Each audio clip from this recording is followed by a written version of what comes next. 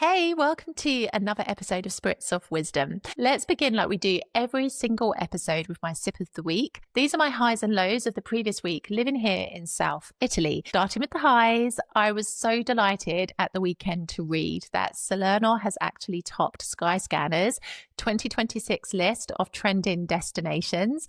This is incredible because let me tell you, when I first moved to Salerno back in 2018, not many people knew where that city was. I remember I used to have to reference Napoli or the Amalfi Coast to give people an idea of where exactly I was living in Italy. But now it is getting a name all by itself. And I'm so proud to see Salerno being put firmly on the map in this way because I've always said it. It feels like home to me and it is a city that is authentically beautiful. Now, are there potential downsides to this accolade? Yes, maybe, of over-tourism, of course, being one, but we're going to be exploring that a little bit more in Sunday's YouTube video over on my YouTube channel, Ms. Britaly. So if you're interested, go ahead and watch that on Sunday.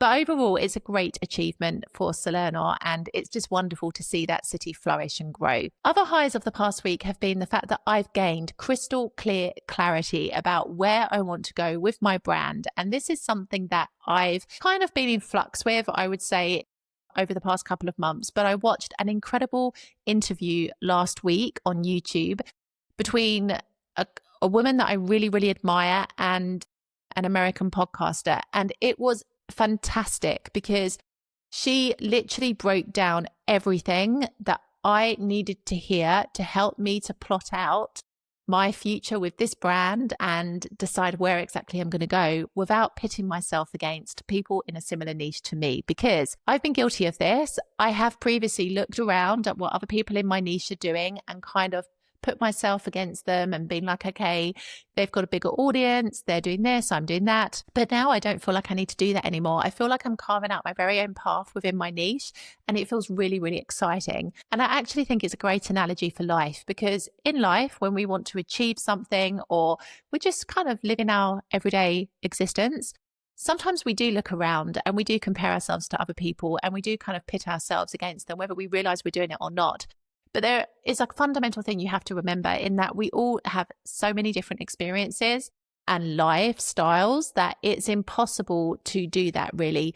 I've been pitting myself against people who have had far different experiences to mine, in which case it's impossible for me to look at what I've done and compare myself to somebody who has walked an extremely different path to my own. And so it's something to remember in life. You're meant to live your own life and learn from those around you, absolutely. But don't beat yourself up if your life isn't a direct replica of other people's around you, because it's really not meant to be. I think that is the key point. In terms of lows of the past week, then I would say realizing that I've had some money leaking out of my expenses, shall we say.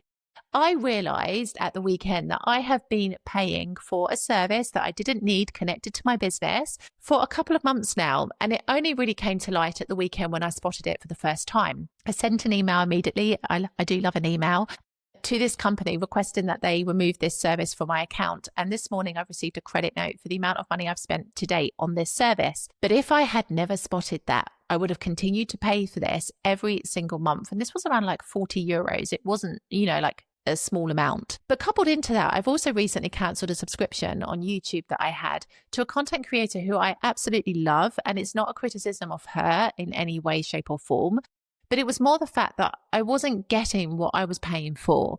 So I was part of a channel membership, and part of that membership was that you were supposed to get a new video every single month. And this content creator hasn't published anything for like many months now.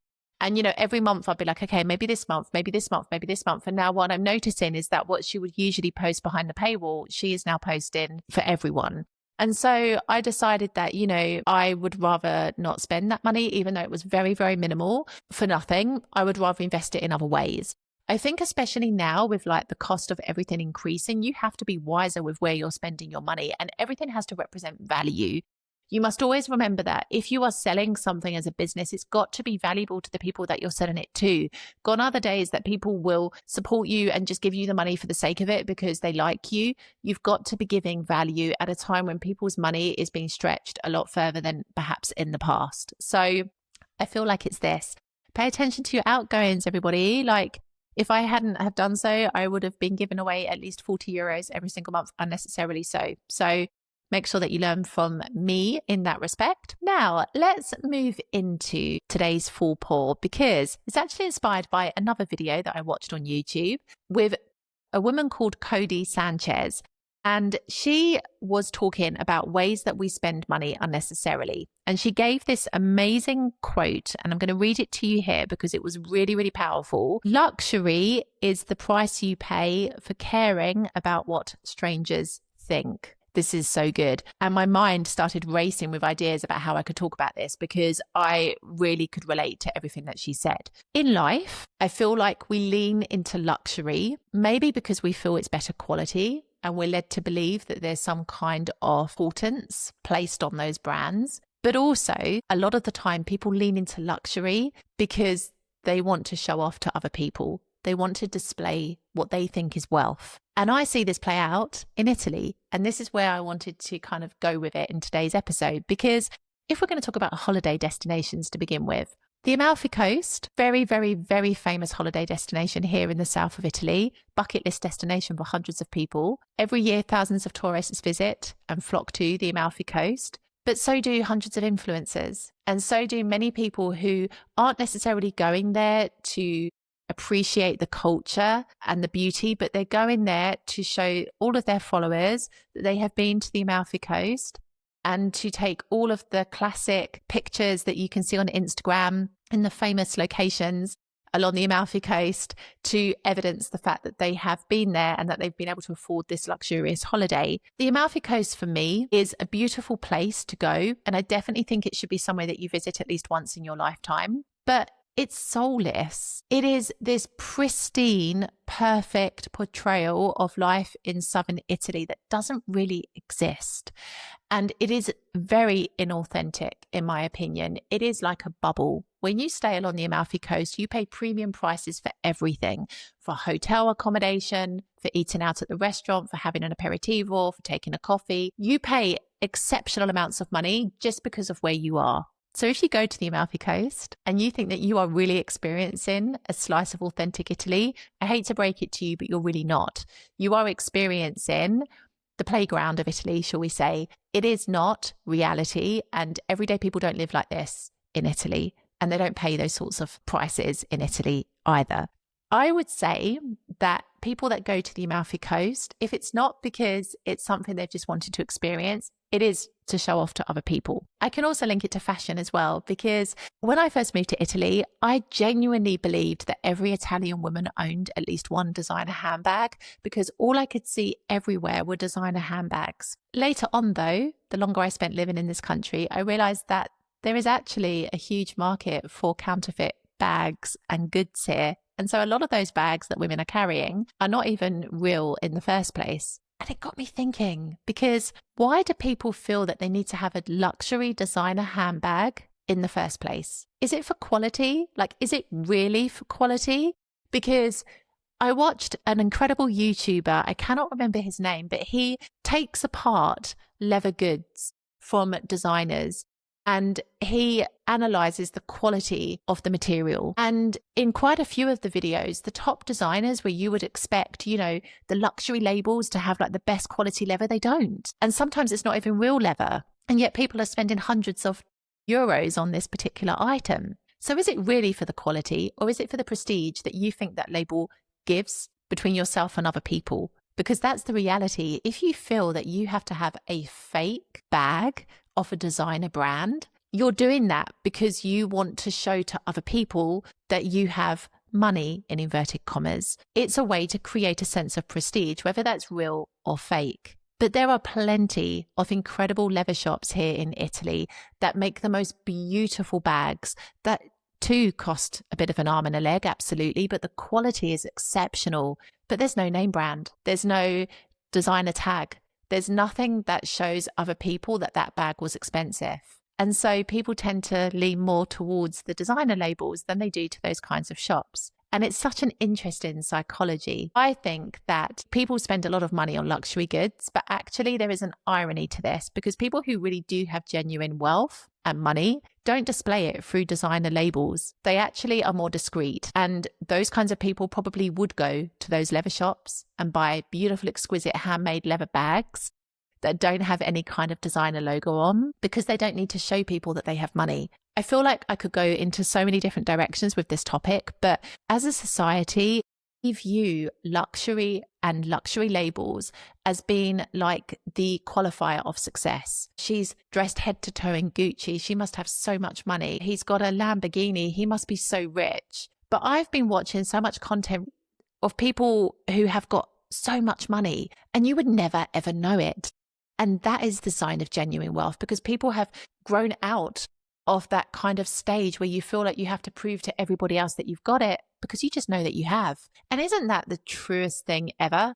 Like, when you know you have something, you no longer feel the need to prove yourself to other people. It's those people that don't really have it or feel inadequate with what they have that overcompensate and try to prove themselves through visible means, like wearing head to toe in designer goods and being really garish with it rather than being subtle. It's such an interesting concept, but this quote just really summed up everything to me. Luxury is the price you pay for caring what people think. You want people to think good of you, so you pay exceptional amounts of money to go to particular holiday destinations, but you don't necessarily see and experience real Italy. You buy designer luxury labels because you want people around you to think that you've got money to be able to afford that. But you overlook perhaps better quality pieces that don't scream kind of luxury label. It's an incredible concept. And I think what I really wanted to reflect on today is that just because something has a luxury label attached to it, it doesn't necessarily mean it is the best quality or the best thing that you should be doing or the best place that you should visit. It doesn't necessarily mean it's authentic. And sometimes it's those lesser known places in Italy that you've not heard of before that turn out to be a much better experience for you in terms of discovering what this country is like, but also in terms of not having to spend a fortune to be able to have a good time. Or it could be the fact that you have a better quality product that doesn't have a designer label attached to it, but actually something that will last you a lot longer and has been created with more care and attention than perhaps a mass-produced designer label item has. And I feel like for my chin chin for this week, I want to encourage you to look a bit deeper at things. When you want to buy something that is luxury, or you want to go to a destination that, you know, perhaps is very famous for being luxurious, I guess I want you to ask yourself, why? Why do you want this item? Why do you want to go to this place? Because if it's to impress other people, if it's to make people think good of you, I want you to sit with that, because that brings up much deeper insecurities that no amount of money can remove, but actually a lot of inner work on yourself can. And I think it's super interesting that nowadays people would rather have a fake designer bag that's made of really poor quality